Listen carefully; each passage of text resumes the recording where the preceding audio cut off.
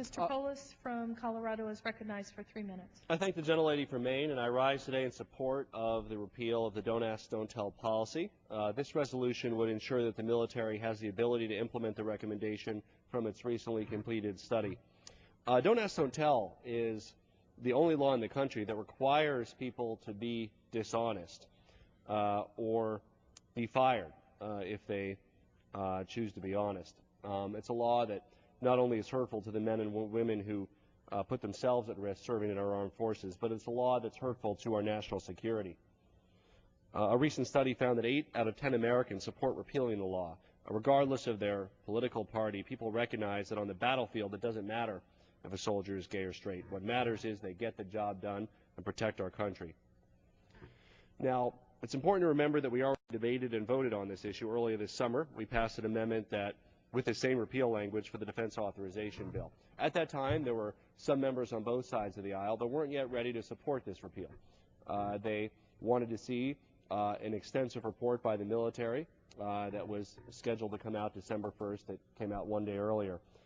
I personally didn't feel we needed to see that report. I was already convinced that this would not be a threat to military readiness and would in fact enhance military readiness, due in part to the fact that we have discharged over 13,000 people from our military after taxpayer money went for their training for reasons totally unrelated to their performance, not to mention countless others that didn't re-enlist or left the military because of this policy.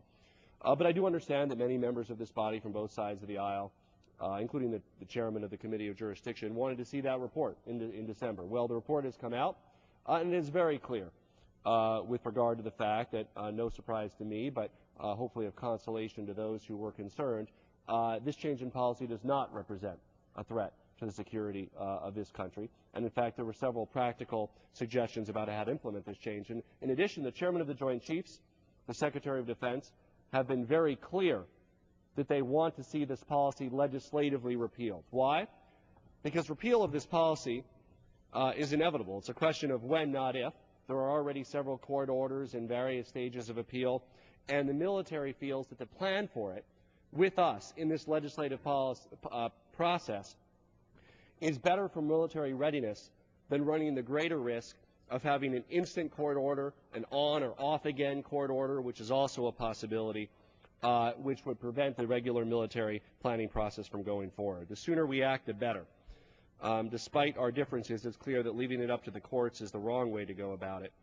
In 1993, the passage of Don't Ask, Don't Tell was the result of a political process, not a military one. Today, we can remove the statutory requirement and allow the military to do the right thing to improve military readiness and enhance the protection of our country.